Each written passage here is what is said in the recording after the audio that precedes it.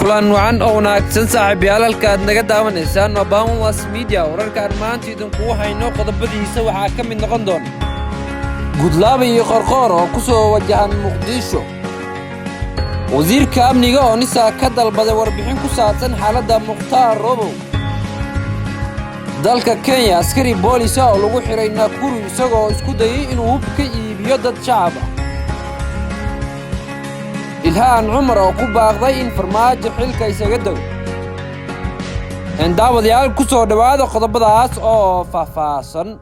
تنوع على فيليا ساعدها سعودة إن أي مجلة مقدشة عاصمة الصومالية صقران madaxweynayaasha maamul goboleedyada galmudug iyo hiirshabelle Axmed Cabdi Kaariye iyo Cabdi Ali Gudlaabe Xuseen labada madaxweyne ayaa si kala gooni ah diyaarad uga soo kala raacay magaalooyinka Jowhar oo gobolka Shabeellaha Dhexe iyo magaalada Dhuusamareeb ee gobolka Galgaduud safarka labada madaxweyne ayaa ku imaanaya magaalada Muqdisho ayaa waxa uu ku soo aadaya xilli uu taagan yahay khilaaf xooggan oo u dhaxeeya Ra'iisul Wasaare Maxamed Xuseen Rooble madaxweynaha muddaxileedkiisu dhamaaday Maxamed Cabdullaahi Farmaajo wararka helaya ayaa waxa ay sheegeen in labada madaxweyne ee Hiirshabelle iyo Galmudug ay Muqdisho ka bilaabayaan waan lagu dhaxdhaxadinayo Farmaajo iyo Ra'iisul Wasaare Rooble madaxweynaha Galmudug Axmed Cabdi Kaariye Qorqor ayaa ku guuleysan waayay inuu xaliyo khilaafkan kii ka horeeyay balse uu ku guuleystay madaxweynaha Koonfur Galbeed Cabdicasiis Xasan Maxamed Laftagar lama oga sida ay u suurtagali karto in xal looga gaaro khilaafka u dhaxeeyo Farmaajo iyo Rooble oo gaaray meel xasaasi ah isla markaana ay adag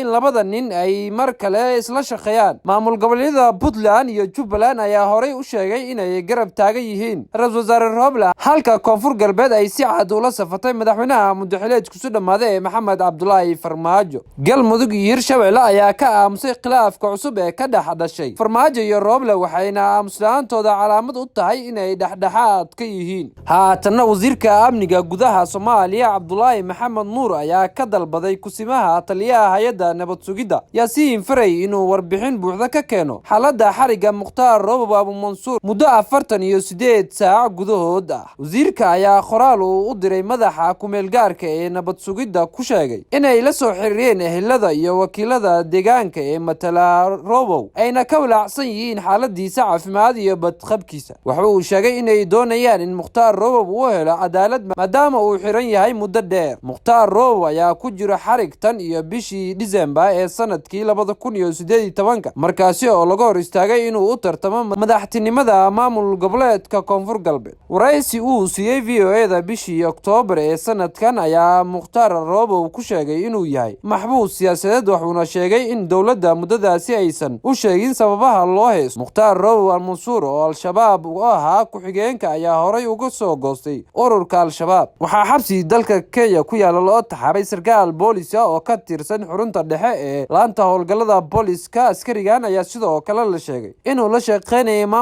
maamulka qaranka ee mareynta deegaanka ee Neema sarkaalkan ayaa lagu xiray ismaamulka Nakuru isagoo isku dayay inuu hub iibiyo askarigan oo lagu magacaabo Patrick Kamani ayaa waxaa xiray baarayaal ka socday deegaanka Naivasha ee ismaamulka Nakuru waxaana laga soo qabtay xarunta lagu cabeeyay ee Cravyard ee magaalada Naivasha halkaasi oo la rabay in hubka lagu kala iibsado waxaa sarkaalka booliska xilliga la soo qabanay la socday taksiilihii gaariga hubka lagu waday iyo haweeney 30 jir ah oo magaceeda lagu sheegay Joy ciidamada dambi baarista ayaa waxaa suuro gashay inay soo helaan bistoolad ay ku jirto 15 xabadood oo rasaas ah sanduuq ay ku jiraan 25 xabo oo rasaas ah warqad ballan ah iyo dhowr telefoon haatan xildhibaan Ilhaan Cumar oo ka tirsan golaha wakiilada dawladda Mareykanka ayaa madaxweynaha muddaxileedkiisu dhamaaday Maxamed Cabdullaahi Farmaajo u soo jeedisay in la joogo waqtigu meesha ka bixi lahaa si doorasho degdeg ah ugu qabsoonto xildhibaan Ilhaan Cumar oo gabar Soomaaliyeed Mareykan ah waxay ka tirsan tahay xisbiga talada haya ee dalkaasi ee dimuqraadiga waxayna xubin ka tahay guddiga arrimaha dibadda ee golaha wakiilada dawladda Mareykanka Farmaajo sanad ayuu dhaafay muddaxileedkiisa waxaana la joogaa waqtigii uu meesha ka bixi lahaa si doorashada muddada la sugayay ay horay ugu sii socod sida ugu dhaqsiyaha badan ayay ku tiri qoraal ay Twitterka ku soo baysay Ilhaan Cumar warka Ilhaan Cumar ayaa ku soo aadayo iyada oo xalay dawladda Mareykanka ay sheegtay in tilaabo ay ka qaadayso kuwa caqabada ku ah nabadda Soomaaliya wuxuu Mareykanka si cad uga hor yimid shaqo joojinta uu madaxweynaha muddaxileedkiisu dhamaaday uu ku sheegay inuu uu ku sameeyay ra'iisul wasaare Roble. Dowladda Mareykanka waxay diyaar u tahay inay tilaabo ka qaado kuwa carqalada ku ah wadada nabadda Soomaaliya ayaa lagu yiri qoraal ka soo baxay xafiiska arrimaha Afrika ee wasaaradda arrimaha dibadda. Isku dayga shaqo joojin ee ra'iisul wasaare Roble waa arrin walwal leh, waxaana taageersanahay dadaaladiisa ku aadan doorasho degdeg ah la isku halleyn karo. Dhammaan dhinacyada waa inay joojiyaan ficilada iyo qoraalada ka sii darayo xaaladda ayaa lagu yiri qoraal. Dowladda Mareykanka ayaa sidoo kale sheegtay in kulanka golaha wadatashiga qaranka looga baahan yahay si degdeg ah si loo dedejiyo loona horumariyo hanaanka doorashada. Waa qoraalkii ugu kulaa ee Mareykanka soo saaro xaaladda siyaasadda ee Soomaaliya, isla markaana uu si toos ah taageero ugu muujiyo mid ka mid ah dhinacyada ishayo. Daawadaalintaas ayaan ku soo afmeeraya wixii dalkii daafaha caalamkan idinkaga hanay wararkeena maanta waxaa idiin soo saaray oo idiin akhrinay anigoo ah Cabdinajiib Cabdullaahi Nijib Bakhaar. intaan wararkeena dambe dib ugu kulmi doono waxaa idinkaga tagay sidaas iyo fi amaanillah.